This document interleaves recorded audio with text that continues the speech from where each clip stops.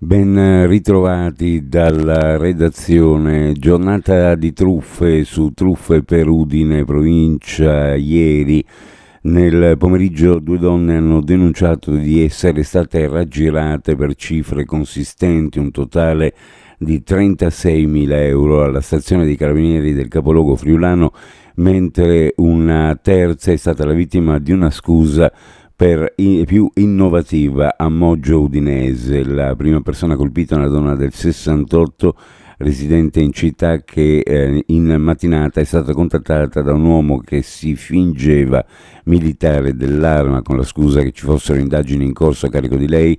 È riuscito a farle effettuare 3 bonifici su conti sconosciuti che ammontano un totale di poco sotto i 25.000 euro.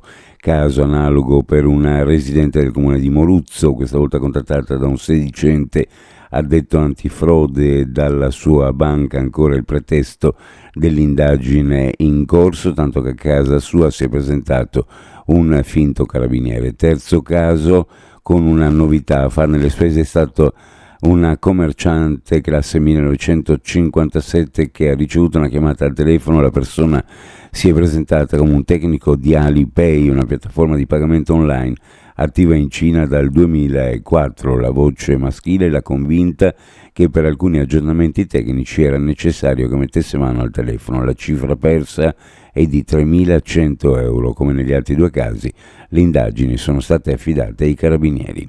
Dal 1 gennaio 2026 non sarà più necessaria la vignetta autostradale per percorrere il tratto tra il valico internazionale di Rabuiese Scoffie e Capodistria.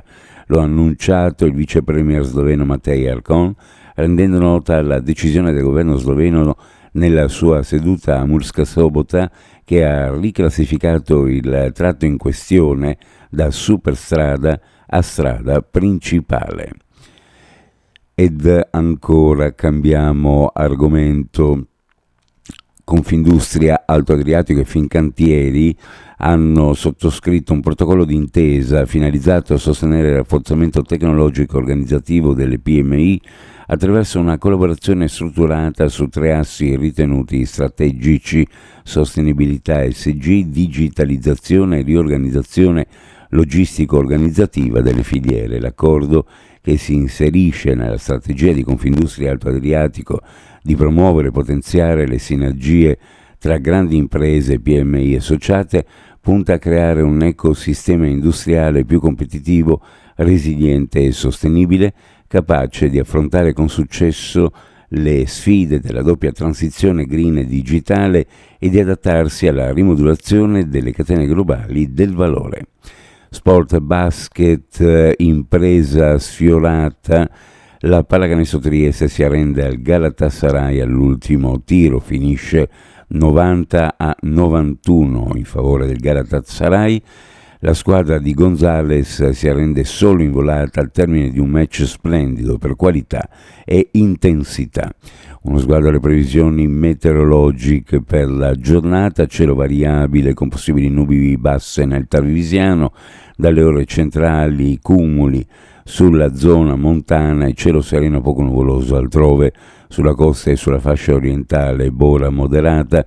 Temperature minime in pianura fra 6 e 10, sulla costa fra 13 e 16 gradi, massime in pianura fra 20 e 22, sulla costa fra 21 e 23 gradi centigradi.